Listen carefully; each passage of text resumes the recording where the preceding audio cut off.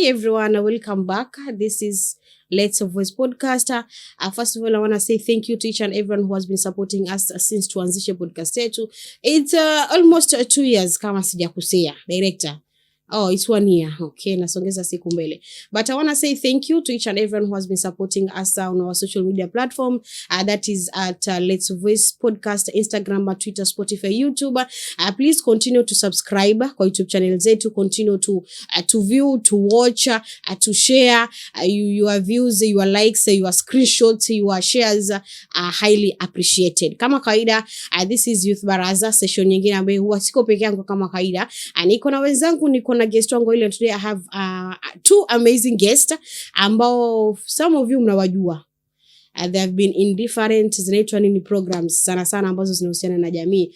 But let me give them chance. Kila mtu ajiintroduce yeye ni nani, because when I introduce them labda kuna information ambazo anaweza kusema relationship status zinaitwa hivyo, marital status ndizo ama sizo. But tunasema ladies first ama rijal khauna lalisai. Nianze wapi? This time huko. You can start. Yes. Anze si ndio eh? Okay. On our right tuko naye Mr. Mohammed. Karibu sana. Thank you very much, Chunaa. My name is Mohammed Said. I'm a youth leader. I work with Kenya Red Cross as the youth chairperson, and also work in different angles in the community, lead programs, working with stakeholders, working with organizations to make sure that we give back to the community in terms of tech, in terms of innovation, and also not leaving behind the person with disability. Okay, thank you so much. On the left. So hi everyone, my name is Gheida Abdallah.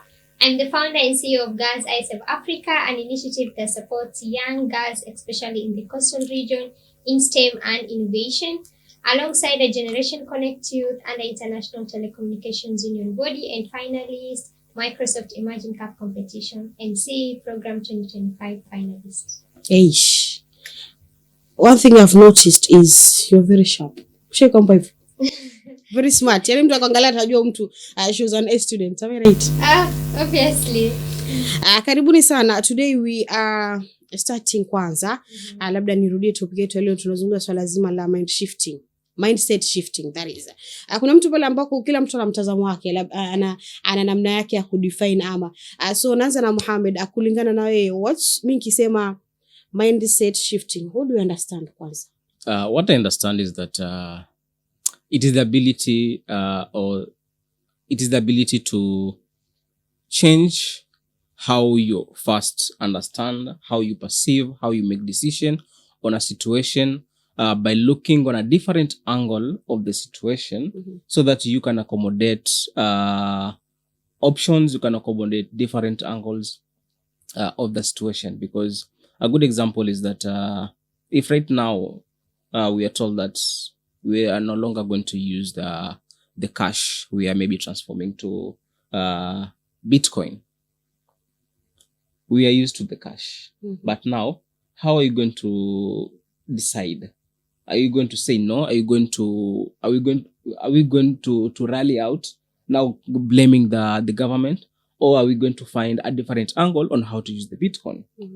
So it is the way of changing your normal way of thinking to a different angle, so that you can accommodate more. Okay, thank you so much. So according to me, I think mindset shifting, basically, we live in a society where everybody tends to just have what they have in mind growing up, especially with the elderly community. They've grown up in a different environment, and we as young people have grown in a complete different environment. So there's always a shift in how they think and how we think. So mindset shifting is basically being able to accept that there is change in terms of how we think, and not because of just your belief, but also because of the changes in the environment and how you can adapt to that. Because I think growing up personally, I think there's always a challenge when it comes to how my parents used to think and how I used to think, and bringing that gap between the two is something which is very essential, especially in the times that we live in. Okay. Mohammed, Madam hapa amesema something like reasoning, that is. Yes. To generalize whatever amesema reasoning. We are in a generation where reasoning differs. Most of us we are open to maoni but ikifika mahali pa kuamua kila mtu anataka kujiamulia. Talking about reasoning as far as mindset shifting is concerned, how impactful is it impactful is it reasoning? Okay, I haven't got your question kusema, correct. Nataka kureason kitu. Sasa lakini sasa nitoe mawazo yangu pale ambako kulikuwa yamekuwa, niyapeleke mahali pengine, ndo whatever I'm trying to reason nisiepuke the main objective of me reasoning. Now the impact of that one, actually it helps you grow. Why? Think of this. We are called Generation Z. We had the previous one, the millennials. The way they are upbrought. Think of Churchill. He's full of young people. So actually that helped him to grow, because these young people, they're coming up with different impactful way of how they are seeing things. So that one, it helps you to grow. Two, you get to learn more, which helps you in making a very strong decision. It helps you in strong decision making. Why? You get to see a lot of pull in different angles. That is, and also it puts you, it's a way of giving you strength, because you don't fix your mind. You only want the way you think it is the final, but you even give chance to other people how they think, and you can make the final decision, giving you that strength. Yeah. Okay, Gheida. Hapo kwa reasoning sasa. As kama nilivyosema kwamba it's a generation where we are open to naitwa nini maoni.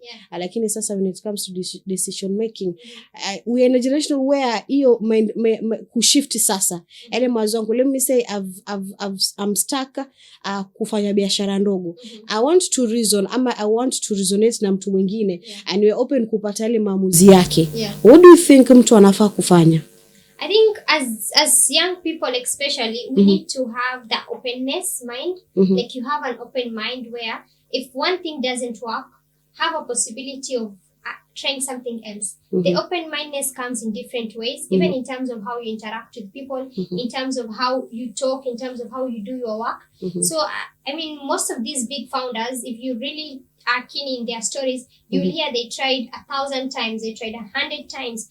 But one thing I believe really helped them is because they were open to change, open to, trying something new. And that is something I would really put emphasis on. Be open-minded, be open to change, be open to new possibilities, because you might be thinking yes, but it might not be the actual, scenario. So shifting to something else is obviously could be the best option for you. Okay.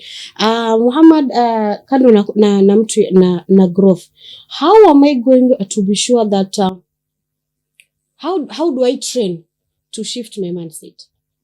Thank you. How do you train to shift your mindset? First, your daily routine. Your daily routine. What you do when you wake up. What you do when you get out of your house. What do you do in between the morning to afternoon? And what happens between afternoon to evening? Two, the circle that you interact with. Who are they?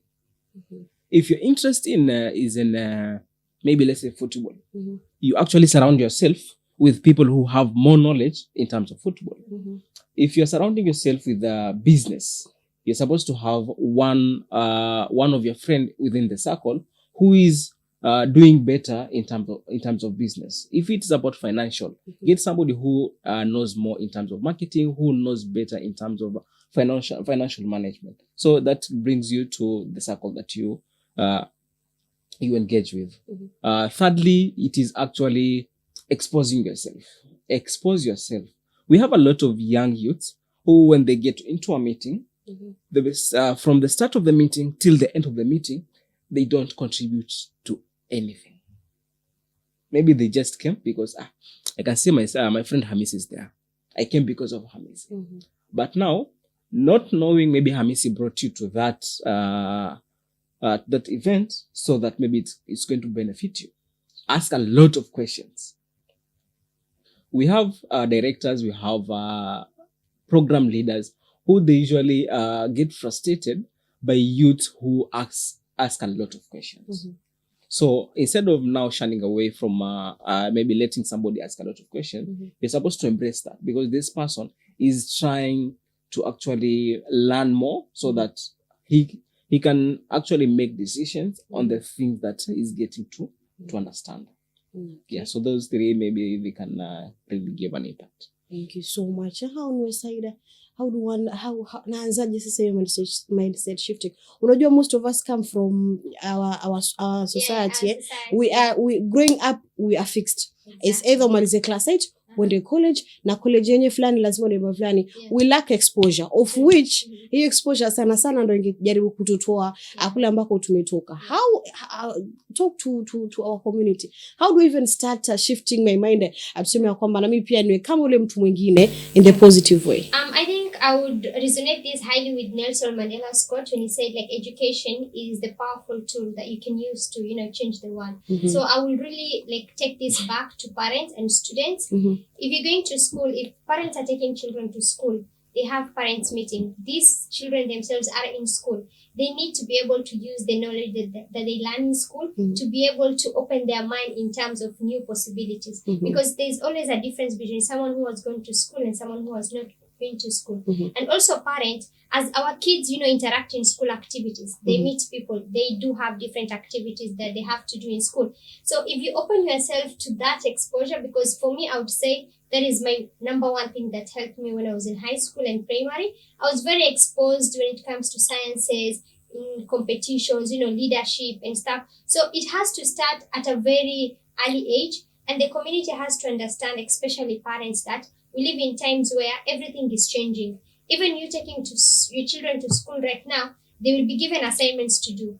These assignments will require them to do research. This research gives them new skills. So as parents also, we have to be able to understand that we are living in times where it is very important for them to support their children. And even through the school meetings and plans, if parents are in the forefront, they will be able to see a change during the time they used to be in school and the time that we are right now facing. So one I would say is, again, education. It has to be a crucial tool. As much as we tend to think that education is just going to school and coming back, it's beyond that. It's the openness for the students and both the parents as well, because they are entirely involved in this whole process. And sometimes we need to accept as parents that the times that they used to live and the times we are living right now is a totally different era. So I think being able to accept what is changing and, accepting to it and taking advantage of the benefits that comes with it. Okay. Maybe if I can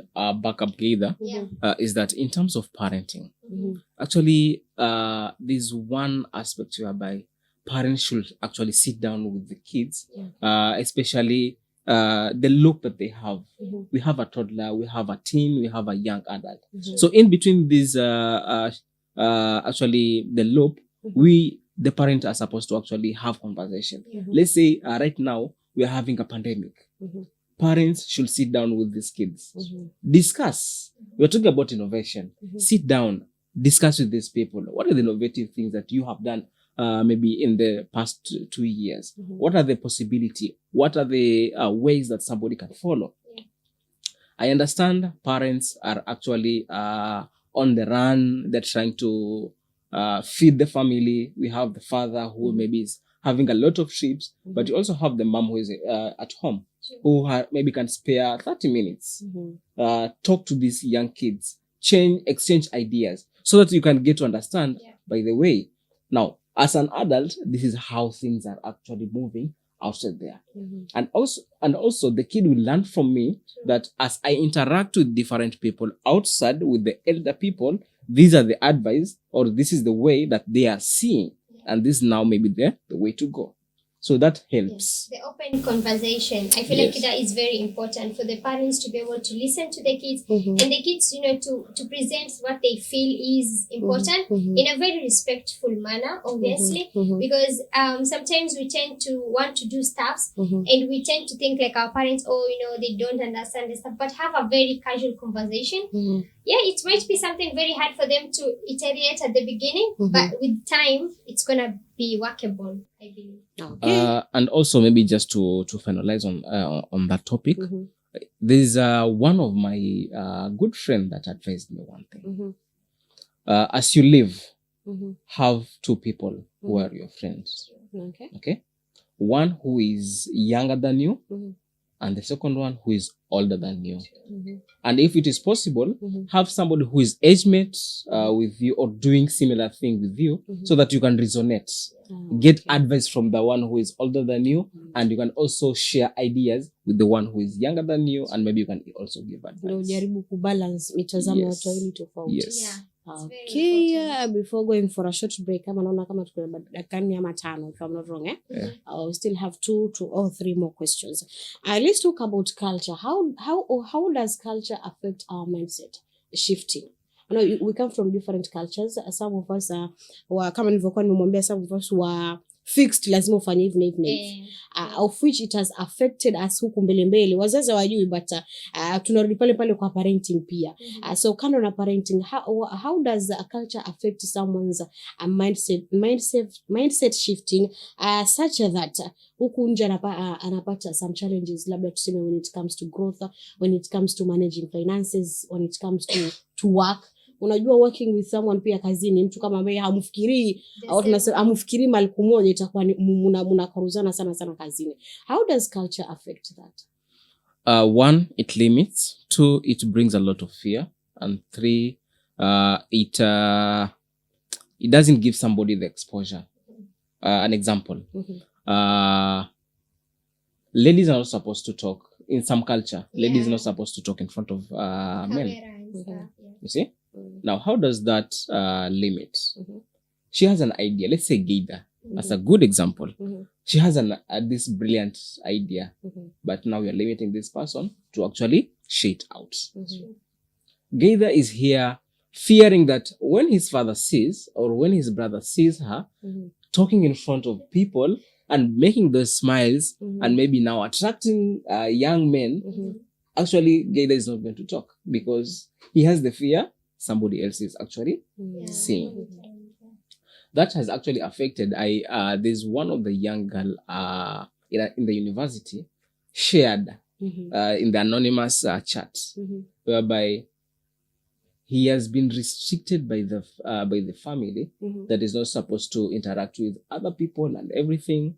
But now, when she got to the university, she actually had a different aspect whereby she ended up actually. This is not supposed to be maybe shared in the podcast, but she had a friend who exposed her in the parties. Okay. Now she was told that you cannot maybe have sexual intercourse till you get married. But what she ended up doing is actually having an oral sex, which she's actually making cash out of it. And she really prays that her father doesn't get to know whatever she's doing. But now it has really, in a negative way, ruined her the way she's actually the moral has really shifted. Maybe the parents had a good intention, protecting this young girl, but for the open now discussion and the culture, how you perceive it, actually it is supposed to be on a very polite and actually openness, that if you do this and this. Okay, and if you really have the urge of doing it, then maybe just bring the man and maybe we can have a discussion. And also, I'm going to support you to continue with. Now, in that term, the other one, it is in terms of exposure. If I don't expose Gheida Mhm. in what she loves, Mhm. then she will never know how things are moving. And she might lose the interest on what she loves and end up doing something that won't even bring impact to the community. Because now, another challenge that is in terms of culture, the parents decides. Yeah. Okay, Gheida finishes Form 4 and she comes home and say, "Ba, namaliza, nifanye kozi gani?" Do you see that? Yeah. You're not even giving Gheida the chance of deciding. Whatever she wants to do. Instead, ask Gheida, here are the causes that are doing great in the country. Okay, kindly align yourself with the interest that you have with the cause that is making progress in the country. Okay, Gheida will have actually the strength of asking you, okay, help me identify how to align my interest with this cause. Then as a parent, we'll do that. But now if you instill the fear, if you don't expose her, if you be too much strict, that is how actually culture affects the mindset shifting. I understand you come from a culture where it is supposed to be this. Actually, you are very young. I've already been in there on a positive part. And before bringing a guest, I have to chukura uko chini. What do you do? I've seen you traveling. Some are solo, some are for work, some are for studies, kitu kama hiyo. So we come from a society where we were even told traveling kutoka Malindi to Mombasa alone, it's quite challenging. But now, what happened? How did we even start there? I would say absolutely, that is very true. I come from a very conserved, Arab family. And growing up, I remember it started when I was in primary, and then I don't know, as a young girl, I just saw like the lifestyle, and one thing hit my mind is this is not the lifestyle that I want. I could see, my close friends, relatives and stuff, forced to get married at a very early age. And for me, I knew that is not my passion. That's not my interest. I've been in leadership as a school head girl, school president. So that movement from being just a school student to being a class monitor, president, and then I went to high school. I involved myself in STEM and innovation. So my movement started when I was still in school. I could move from Matuga in Kwale and then go to Nakuru, go to Naivasha for conference and STEM competitions, and winning, coming back with trophies and stuff. At the time, my dad used to be very strict, but I had supportive teachers that I would say today played a key role in my growth. And my dad, after high school again, it was very tough to convince I'm just going to Nairobi for a conference. And I had to do that prior, you have to give all the details. Where are you going? It's because it's something that is very new to them. It's something that my sisters could only probably leave the house when they were married off. And that's me telling them I want to travel on my own to Nairobi. Yani kuconvince mzazi atoe mawazo ya kwamba yes, kwa sababu I don't blame them. It's because of the community they've also grown up, and because of the culture that constrain girls, and it's for security. Yes, so I really had to put down. I had to sit to have a conversation, like I said, open conversation. I was just like, my dad, I'm not doing anything wrong. This is what I'm going for, and this is where I will be staying. This is the people that I'm gonna work with. And I think to just create a good relationship, introduce the people you work with your parents and their trust. Let them know, okay, these are the people my daughter interacts with. For me, even the Chinese team that came, we had a sit-up. The team I work with in Young Scientist Kenya Science, they had a sit-up with my dad. Angaza Center, I took him to my dad, because I wanted to earn the trust. So that way, it became very normal to my dad slowly. It was very hard, I wouldn't lie. But then with time, it became very common, and my dad understood, okay, now this, at first it was very constraining, but later on he knew, okay, I cannot hold her again. Wacha nimpatie tu chance. Wacha nimpatie, the freedom, as long as she's doing the right thing. And I always update my dad, where am I going, what am I doing? And then I took an international trip to China, one of the biggest, I think, I would say, trust that I made in my dad. Because for me to travel outside the country for the first time on my own, was a big thing. But ever since, I think it made it easier for my parents to now actually understand, okay, now she's doing this, she will be moving from one place to another, and she's doing this, she's on her work and stuff. So I think the most important thing here is communication. As young people, we have to be very communicative and build that trust that you want people to have in you. It's the most important thing, because if you don't build the trust, unapewa ruhusa today, you're going to do something and you end up doing something else. God works in different ways. You might get exposed and it ruins your whole reputation. So I think as young people, yes, culture can be a barrier, but I always say you can be the change. For me, I wanted to change that.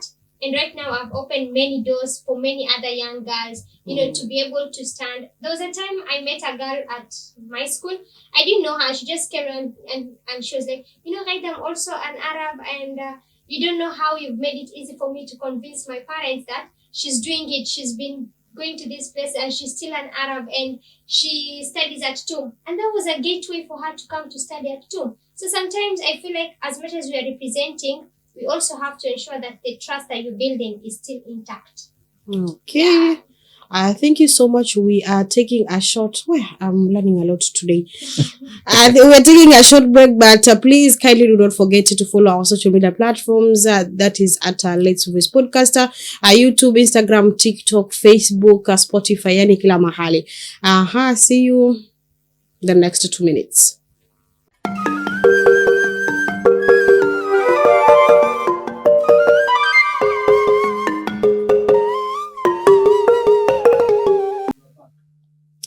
Welcome back. The second part, the second hour of mindset shifting. Hiyo neno hiyo, mindset shifting. Mimi want to ask her this question. Nimekuwa ikinisumbua sana when making decision. Tumesema kuna mtu ambaye mawazo yake ama fikra zake ziko fixed. How do one inaitwa kufanya nini to transmit? Ama unajitoa katika yale mawazo ambayo yako fixed kwenda kwa mawazo mengine? Now that is getting yourself or shifting or training yourself from fixed mindset, let's say growth mindset. Exactly. You can do that by one, not taking a quick decision, but actually bringing in some opinion, looking at it in a different angle. How? Actually looking what are the opportunities that you can get out of it. Okay. That is one. Two is actually through interacting with people, share ideas. Okay. Because if you say like whatever I'm thinking, it is what I'm going to stick with it, then you're not growing. But if you say, let me now interact with other people, get to learn more about this situation, then you'll actually get to learn and also find the loopholes of opportunities that are within that. Okay, Gheida. How do I train myself kutoka kwa hiyo fixed sasa tuende kwa growth mindset? From fixed mindset to a growth mindset. I think one is having mentors around you, like people ambao you can always, speak to, ask, what do you think about this?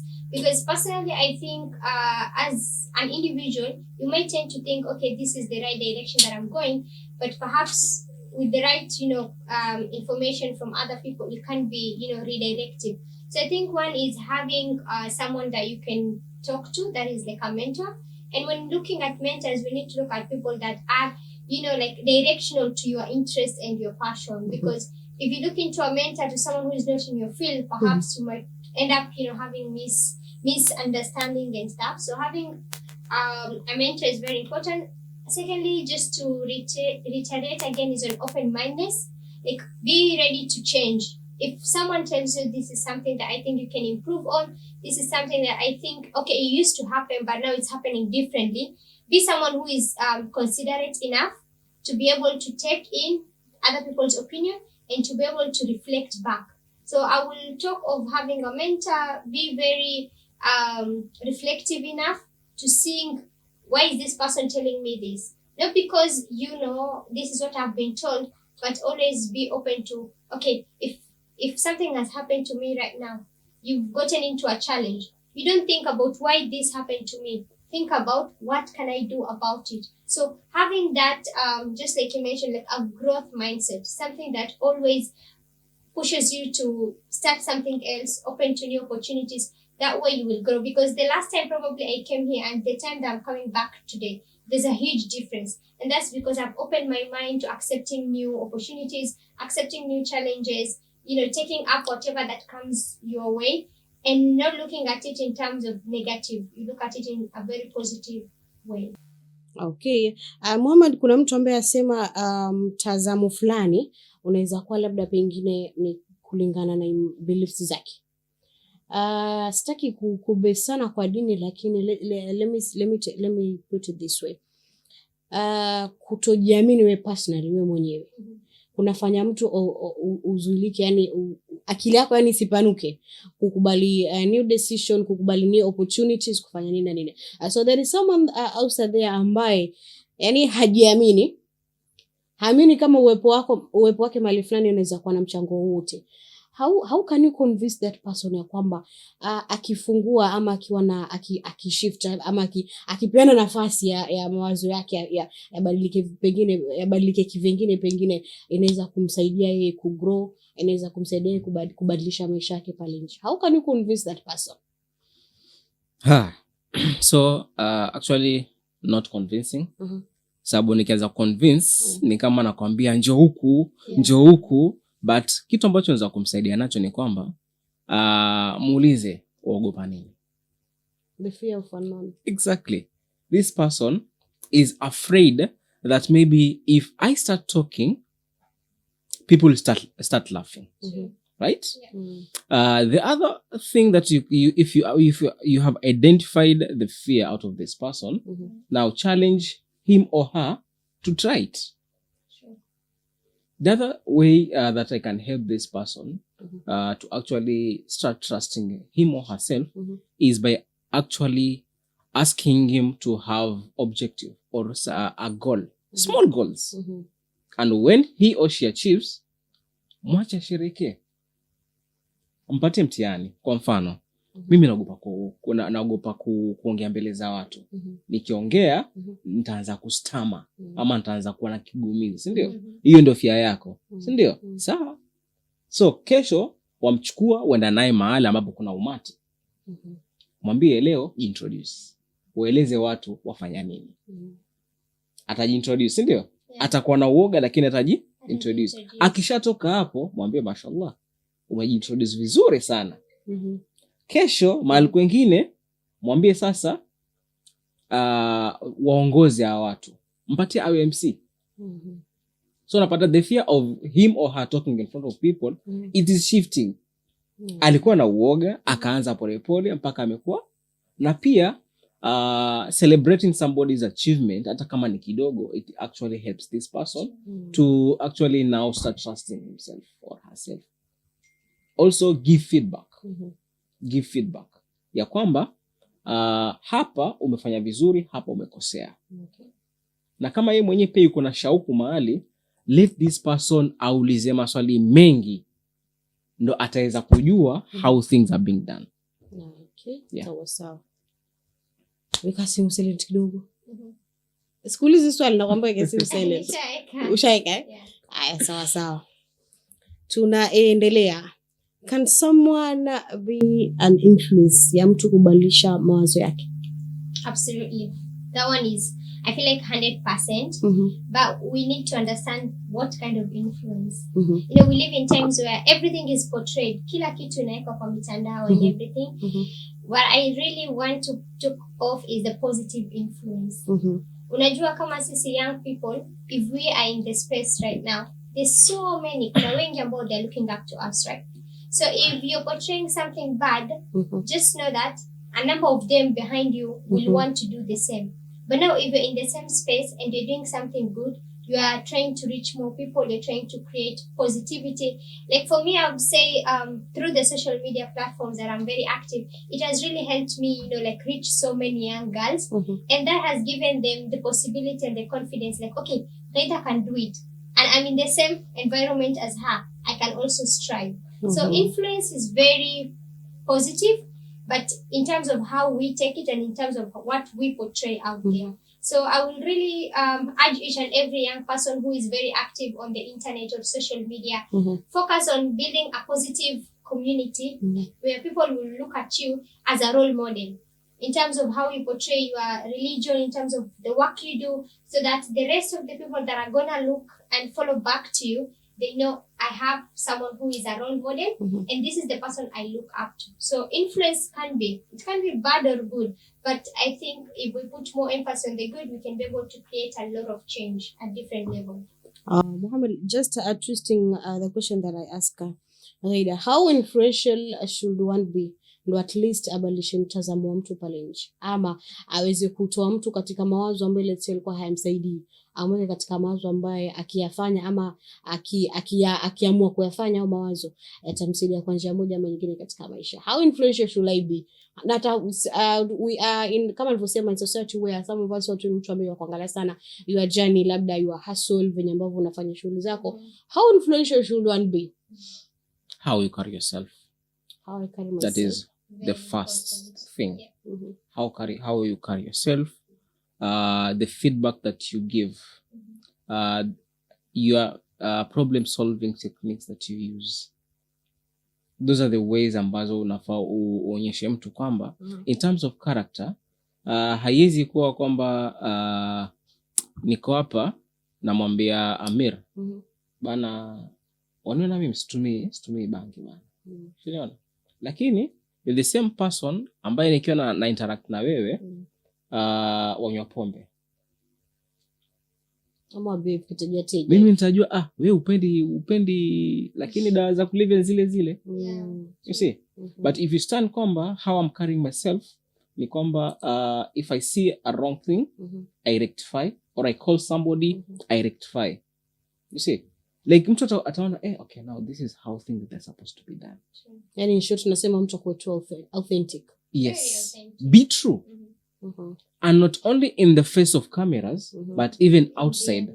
Ili mtu anaweza kurefer aseme by the way mtu fulani angekuwa hapa ujinga ungefanyika. Okay. You see? And not instilling fear. Hoja kuna tofauti. Kuna ile kwamba mimi ni mjeuri, mimi naweza nikifanya kitu kidogo, mimi najua niko na mtu fulani. Ama like I have maybe a security personnel mahali, I just like mimi nikiwa na shida na muita. That it changes actually into fear. Whereby if you give me a role, I'll do anything. Najua uwezi nifanya chochote. So when I tell you kindly vote for this person, ama like do this thing, utaona kwamba unafanya sababu labda I'm an influence. No. I'm actually like maybe a threat. Okay. Naweza nikafanya kitu afu nikufute kazi. But if he's following me because how I treat people, how I conduct my words, how I answer things, how I handle a situation, it is actually giving. You see? And also another way of influencing people ni kwamba when you decide to hold somebody, when you decide to hold somebody's responsible, ama you decide kwamba I'm going to help this person to the not to the final part, but actually guide this person to do better and make follow-ups. And by doing so, advise this person to actually help another person. Siwezi jiita mwalimu ama siwezi jiita mkufunzi kama mwenye nimemfunza haizi funza mtu mwingine. Sijafundisha kitu hapo. But if I train you to do something, I won't look at you. I will look at how your trainee is actually doing that thing. Nitaona kwamba kweli mimi nimefunza. Now that is how now you influence other people to do better things. Okay. Yeah. Gheida anaja kwako sasa. Swala ambalo watu wengi wao walipendi. Being disciplined. Yeah. Being disciplined seti wanachukua kiboko wanachapwa hapana. Ile mindset ile ile mawazo kwamba this is what I'm supposed to do, this is where I'm supposed to be. Lakini sasa tunarudi pale kwenye generation. Unajua watu wengi wajui, lakini the aim of our podcast, we are changing life sana ya youth pale nje. Watu wengi ambao wanatuangalia sana huwa ni vijana. So kuna vijana ambaye yeye fikra zake, mawazo yake haendani na tabia zake. That is what I'm trying to say. Yani whatever anafanya na ya zile fikra, the thoughts ambazo yuazifikiria haziendani na whatever anafanya katika jamii. Let's talk about your thoughts. Unataka kubadilisha, you want to change your mind, approaching people, kuishi na watu ama kuwa na discipline. How do we go about it? I would say it's up and down question, but when you look at it, it all comes back to the person. Personally. Yeah, the inner aspect, because what the English people say, what you think is basically what is you opt to do or what you opt to. Sometimes people build a lot of mentality and thinking about, I'm going to do this, I'm going to do that. You're just saying it, that is the first step. You're thinking about it, that's a very good second step. But now the other aspect is you need to put in effort. If you don't put effort to doing something, I don't think there's anyone who's going to do that for you. And there's always something that I love saying is that it always comes back to you as an individual. As Gheida, if I had all these vision for Girls I Save and building and empowering more people, especially in the field of STEM and innovation, and it just remained into my mind since I was in high school, and I didn't take any step, I didn't take any action, then probably it would have just been a dream. So I think it's very important for young people to understand it's always about you at the end of the day. The decisions you make, the thoughts you bring in, the efforts you put, it has to come from you. And if you need to change something, that you want to see a different lifestyle for yourself, you are in the community, yes, you come from Mombasa, yeah, there's a lot of negativity, let's say, but what are you doing about that? Challenges aren't walls, they're just meant to be lessons for all of us. So if you are facing any challenge in terms of how you build your network, in terms of how you want to start something for yourself, you need to ask yourself, where am I right now? Is it still in the thoughts? That's a good step. What are you doing about it? Follow the next step. Because when you succeed, I always tell people, if I'm to go to the US today, all the effort that has come is because I took the initiative, right? So sometimes think in that angle of you being selfish to yourself, but in a very productive manner. Because if you want to start a business today and you keep saying, I want to start a business, and you don't take the next step of, maybe having that platform to sell your product, then it will always remain, I want to start a business. So our thoughts, yes, are very key, and how we think is very important. So have a positive mindset. That's what I will really emphasize. And positive mindset is always to see possibility in everything. Yeah, it might be hard for me to start. Yeah, I don't have capital and stuff. But what are you doing about it? Talk to that one person that will be able to help or come along, tag along, do that something, and then grow with it. So be very positive in the thoughts that you build, because if you start building a negative thought, you will lose the energy to do anything. It will be very hard for you to even want to associate yourself with people, because your mind is always on the negative aspect. So positivity is very key, and it can only be something you train yourself with. It's just like a habit. Ukiamua wewe, you'll be thinking good stuffs and you want to be doing progress and stuff, it will come along the same way. And be very open to taking steps. Try, it doesn't work, fine. Try something else, but don't always fix your mind in one thing. That's what I can say, yeah. If maybe I can just give some input on that. There's an exercise that we used to do. Within 3 months, wake up, do the same thing. It will grow in you. Consistency. Yes, consistency. Which most of us as youths, we lack. Consistency. And also we have this tender of procrastination. Tafanya kesho. Ama tafanya baadaye. Ama acha basi naangalia video moja. We are so much into that multitasking. Or we usually switch in between our work. Uko hapa fanya kazi at the same time, watakuombea at the same time. Like you are seated one place, but you are all over. Who is coming? Who is doing this? Lete na mimi. Acha na cheki kidogo. Like we are supposed to actually train ourselves. If we say that 1 hour, I'm going to deal with this. Penye nitafikia, tosha. Do it. There's progress. Don't be so perfect, but there's progress. if you say that during the morning hour, that is maybe from 8 a.m. to 12 p.m. sharp, I'm going to concentrate in maybe upskilling myself. Do that, avoid any other thing. It's okay to say no. Sisi ni wagumu sana. Uko available, niko available. There's a friend of mine ambaye akiwa yuko kazi, anaweza asikushikie simu na utaona kwamba ni madharau. But that is good. Na yuko hapa ndani ya hii room. Ushaona? Actually it is okay. If I'm working, I put all the distraction aside. Acha nifanye kazi for 2 hours. I perfect on it. Nitashika simu during my break. But how many of us used to do that? Tuko kwa simu, tuko kwa meeting, how you even how you like unakaa engage in the meetings matters a lot. So our bottom line ni kwamba we need to discipline ourselves, and we're supposed to be selfish to ourselves in what we do. Okay.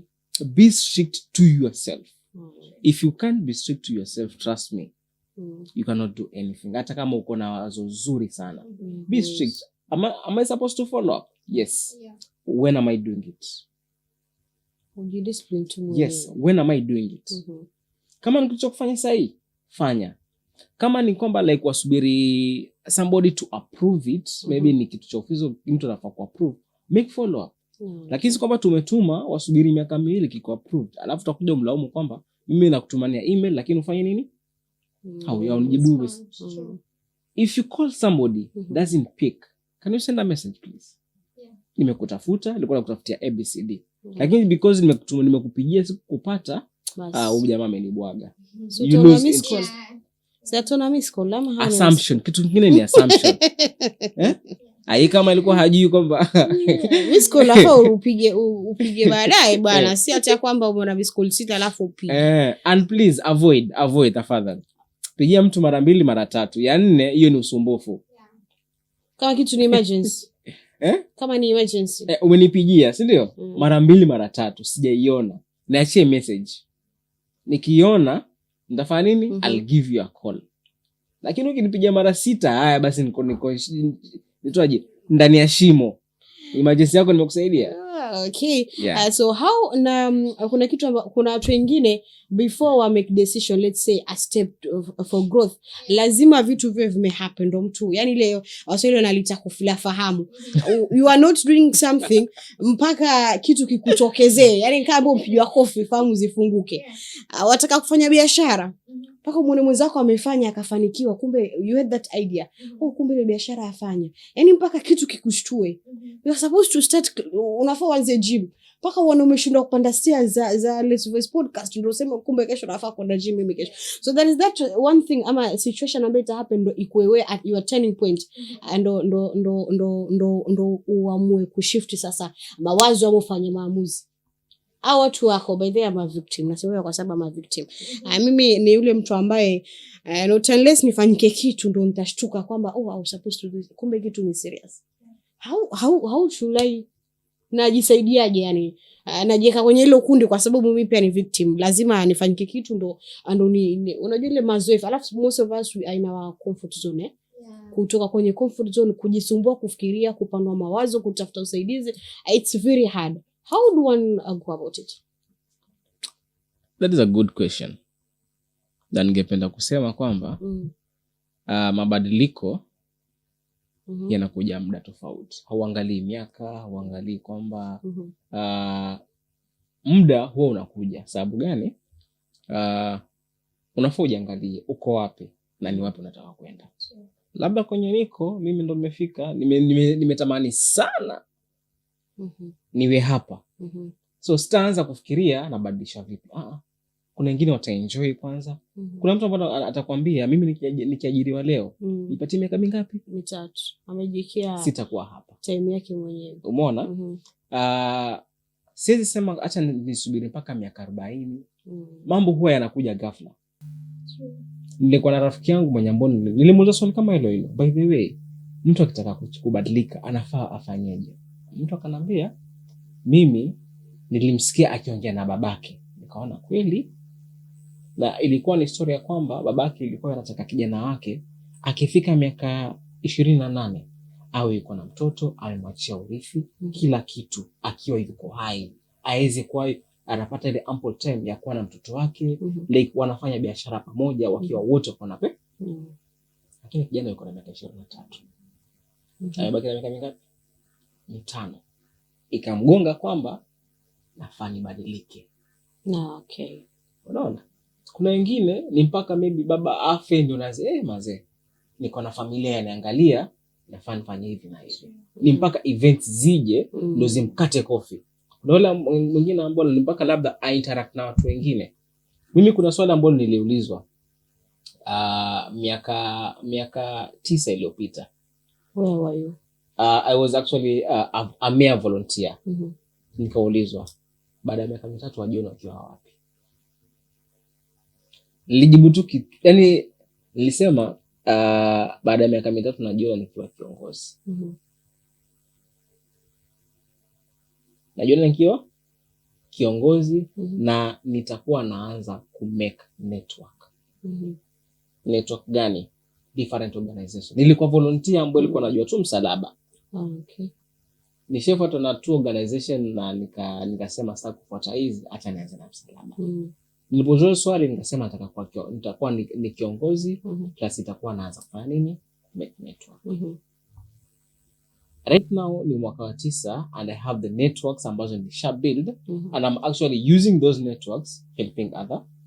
So ni mtu mwenyewe malengo na time yako na timing. Exactly. Na pia unafaa uwe na goal. Unaona actually watu huwa wanapuuzia. Haswa sisi kama vijana. Mwezi huu wataka kutia shilingi ngapi kwenye akaunti yako? Usijiulize nitapata wapi? Lengo lako ni nini?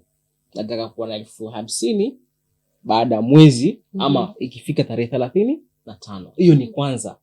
Kisha sasa ni mambo gani ambayo utafanya ambayo yatachangia kupata ile shilingi 50,000 ikifika tarehe 30. Actually huu utakuwa mwongozo mkubwa sana kutrain mtu kwamba acha nibadilike. Itakuwa kwamba utakuwa uko na goals zenye ambazo actually zina kuguide wewe na kukugovern for nini? Ku accomplish. Lakini kama tu uko free leo, niko ani popote kambi, haiendi hivyo. Restrict yourself with what you do. Make clear goals, objective and also actionable action point for you to follow. Gheida, do you think we should wait for his event ambazo amestadia? Let's say kama madamu kwetu babangu ana nyumba, there is no need of me working hard. Mimi naishi kwa sababu at least sinapata alipwa 2-3 na survive. I don't think there is a need of us kujituma before hizo zinaitwa turning point zifike. I should just sit, relax, wait, sleep and wait for God's miracle. No, I don't think so. I think we live in times where there's generally the whole world is moving. The country is moving, people are moving, new development and stuff. So if we want to stick one place and wait for things to happen, I'm sorry to say, you might not be in the right, maybe to take a mass. Exactly. Or we take it to mass probably. But it is very important ukwe mtu wa kujituma. And katika kujituma kwako, you need to be very directional. I feel like sometimes as young people we fail because today you are here, tomorrow you are there, the next day you are there, the next day you want to do that. It's very important for you to be directional to what exactly you want to achieve and be, follow that. And an aspect of goal is mixing with being visionary enough. See yourself where you want to be. I always tell people that I talk to sometimes that I personally could see myself, speaking in international platforms, being on radio, TV and stuff. But this is not me just seeing myself and taking no action for it. I literally saw myself and I was directional in taking steps that take me to where I want to be. So as young people, my advice would be go out, try new things, try new experience, find your interest. Do not wait for things to happen for you. Sometimes be the one that create opportunities for others. If you are waiting for others to create, can you be also the person, recreating some of these things? I remember there was a time we had a conference with Professor Mujahid. There was a conference he was taking us through mentorship and stuff. And he asked a question in the crowd. Can anyone be able to stand and tell us their dream in the next 1 year? Where do they see themselves? A crowd of around 50 people, and everybody had the fear of standing up and saying, this is where I see myself. So personally, I just raised my hand and I said, in the next 1 year, I see myself representing Kenya in an international platforms in STEM and innovation. Yes, I could see that dream coming, but within that 1 year, what did I do? And alhamdulillah, the next year, I did actually achieve that. And I've been achieving that. But you need to take those little baby steps for you to be there. And don't fear. I mean, we live in a society where, okay, nikisema dream yangu mtu atanitia husta. No. You need to believe in what you do. And as you put God first, everything will walk your way. So as young people, let us be open-minded. Let us be, courageous enough to tell people your vision. Because if they cannot relate with you, then you're the only person who can relate with yourself. Marcha, as conclusion, I think tumekubaliana kwamba mindset is all about you putting work. Zile efforts zako ambazo unataka plus effort plus sacrifice. Manake kuna mambo mengine ama kuna fikra zingine for you to shift kama ni when it comes to work ama growth, for you to shift lazima utoke pale comfort zone.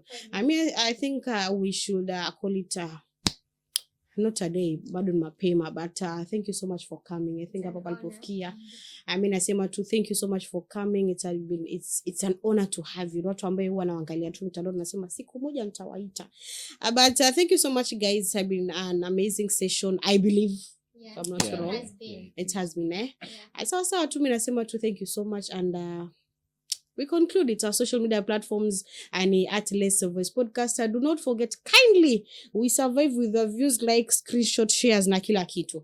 Our social media platform, tembelea pale, share mtu, mwambie mtu subscriber. And as usual, I've been your host, Chunaa Salim. Until next time, bye-bye.